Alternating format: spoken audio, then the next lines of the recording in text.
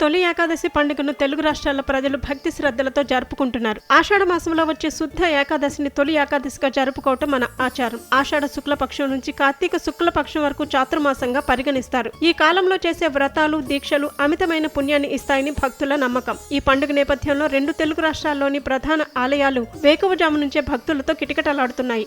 మకర సంక్రాంతి నుంచి 4 నెలలు సాగిన ఉత్తరాయణం తొలి ఏకాదశితో పూర్తవుతుంది. నేటి నుంచి దక్షిణాయనం ప్రారంభమవుతుంది. గడిచిన 4 నెలలు ఉత్తరం వైపు ప్రయాణించిన సూర్యుడు ఈ రోజు నుంచి దక్షిణ దిక్కు వైపు ప్రయాణం సాగిస్తాడు. సాధు సంతులు ఈ రోజు నుంచి సంచారం మానేసి ఒకే చోట నివాసం ఉంటూ సాధన చేస్తుంటారు. ఉత్తరాయణం కంటే దక్షిణాయనంలో పండుగలు, పర్వదినాలు ఎక్కువగా వస్తాయి. కాగా ఆదివారం తొలి ఏకాదశి కావడంతో తిరుమల అంతా గోవిందనామాలతో ప్రతిధ్వనిస్తోంది. తొలి ఏకాదశి నాడు 7 కొండల వాటిని దర్శించుకునేందుకు పెద్ద సంఖ్యలో భక్తులు తరలి రావటం క్యూ లైన్లలో భక్తులు వేచి చూడాల్సి వస్తోంది. వీకెండ్ కూడా కావడంతో భక్తుల రద్దీ మరింత పెరిగింది. మరోవైపు పలువురు ప్రముఖులు ఆదివారం వేకువజాము నుంచే ఉత్తర ద్వారం నుంచి శ్రీ వెంకటేశ్వర స్వామిని దర్శించుకుంటున్నారు. అటు ప్రముఖ శైవ క్షేత్రమైన శ్రీశైలంలోనూ భక్తుల రద్దీ పెరిగింది. ఉదయం నుంచే పాతాళగంగలో స్నానాలు ఆచరించిన భక్తులు ముక్కంటి దర్శనానికి బారులు తీరారు. భక్తుల శివనామ స్మరణతో శ్రీశైల క్షేత్రం మారుమోగుతోంది.